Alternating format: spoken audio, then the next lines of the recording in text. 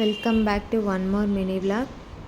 ఇక్కడైతే నేను నా బాబు కోసం కిచిడీ చేస్తున్నానండి. బేబీ రెసిపీస్ చూపించబోతున్నాను. కిచిడీకి కావాల్సిన వెజిటబుల్స్ అయితే తీసుకున్నాను. కిచిడీకి మెయిన్గా పప్పు ఉండాలి కదా, పెసరపప్పు తీసుకున్నాను. అండ్ ముందుగానే రైస్ కడిగి పెట్టేసుకున్నాను. ముందుగా ఒక గిన్నె పెట్టుకొని, ఇది కుక్కర్లో చేస్తే బాగుంటుంది కాబట్టి కుక్కర్ తీసుకున్నాను. ఇందులోకి 1 టేబుల్ స్పూన్ నెయ్యి తీసుకోండి. పిల్లలకి నెయ్యి హెల్త్కి చాలా మంచిది కాబట్టి నెయ్యి అయితే బెటరు. ఆయిల్ అసలు యూజ్ చేయకపోవడమే బెటరు. అని కొద్దిగా జీలకర్ర తీసుకోండి. మనకు తెలుసు పిల్లలకి ఏవి పెట్టాలో. కొంతమంది సజెషన్స్ ఇస్తుంటారు, బట్ మీరు అవన్నీ ఏం పట్టించుకోకండి. కొత్తగా ఎవరైతే పేరెంట్స్ ఉన్నారో వీళ్ళు చెప్తూనే ఉంటారండి. మీ పిల్లలు ఏం తింటారో ఏం తినరో మీకు తెలుసు. కాబట్టి మీరు డిపెండ్ అయ్యి మీ పిల్లలకి ఏం కావాలో మీరే చేసి పెట్టండి. ఇందులోకి కట్ చేసి పెట్టుకున్న ఆనియన్స్ తీసుకొని బాగా ఫ్రై చేసుకోండి.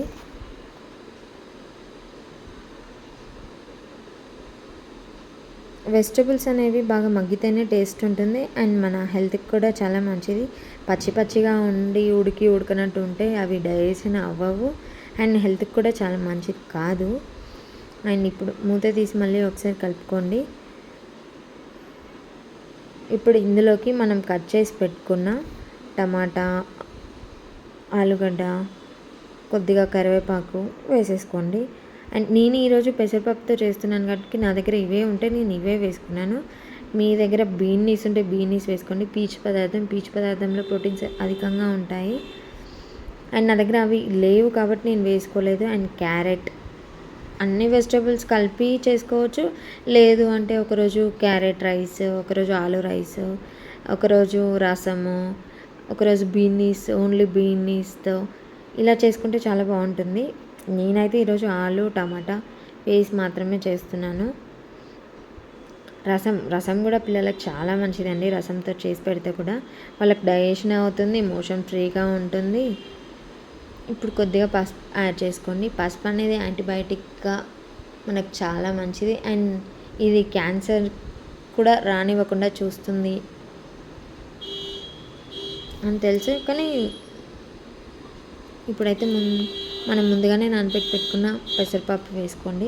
నేనైతే ముందే నానబెట్టేసుకున్నాను, ఎందుకంటే కొంచెం నానితే త్వరగా ఉడికిపోతుంది, మెత్తగా అవుతుంది అని నేను ఒక 15 నిమిషాల ముందే నానబెట్టేసుకున్నాను. బాగా కలిపేసుకోండి. ఇప్పుడు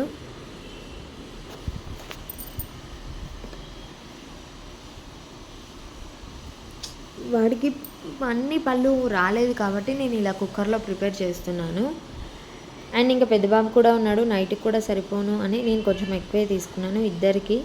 ఇద్దరితో అప్పుడప్పుడు చేసుకోవడం అంటే కష్టంగా ఉంది. అండ్ ఇది నేను మధ్యాహ్నమే చేసి పెడతాను. ఒక్కోసారి లేదు వీలున్నప్పుడు నైట్ అప్పుడప్పుడు వేడిగా వండి పెడతాను. లేదు అంటే ఒకటేసారి వండేసుకుంటాను. ఇప్పుడు ఇది ఇద్దరికి కాబట్టి కొంచెం ఎక్కువే చేస్తున్నాను. కడిగి పెట్టేసుకున్న బియ్యం కూడా వేసేసుకోండి.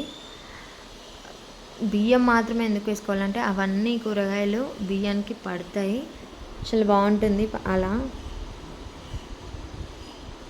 అండ్ వాటర్ అయితే మనం ఆల్రెడీ తర్వాత వేసుకుంటాం కాబట్టి ఆల్రెడీ అందులో వాటర్ ఉన్నాయి కదా, అడుగంటదు. అందుకని బాగా కలుపుకోండి. మనం ఎంతైతే రైస్ తీసుకున్నామో దానికి సరిపడా వాటర్ తీసుకోండి. కొంచెం ఎక్కువగా తీసుకోండి, ఎందుకంటే నా పిల్లోడు తినలేడు కాబట్టి నేను మెత్తగా వండుకుంటున్నాను. అందుకు కొంచెం వాటర్ ఎక్కువ తీసుకున్నాను. మీకు సరిపడా మీరు తీసుకుంటే సరిపోతుంది. పొడిగా తినాలనుకుంటే వాటర్ తక్కువ వేసుకోండి, మెత్తగా కావాలనుకుంటే ఎక్కువ వేసుకోండి. కొద్దిగా సాల్ట్ యాడ్ చేసుకోండి.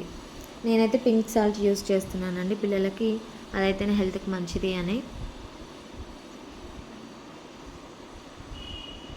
ఇక్కడైతే విజిల్ పెట్టేసుకుంటున్నాను.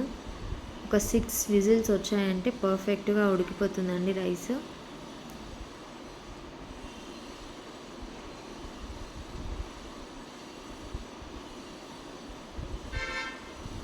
అంతే అండి. 6 విజిల్స్ వచ్చాక ఓపెన్ చేసి చూడండి ఎలా ఉడికిందో. చాలా అంటే చాలా మెత్తగా ఉడికింది. Thank you for watching.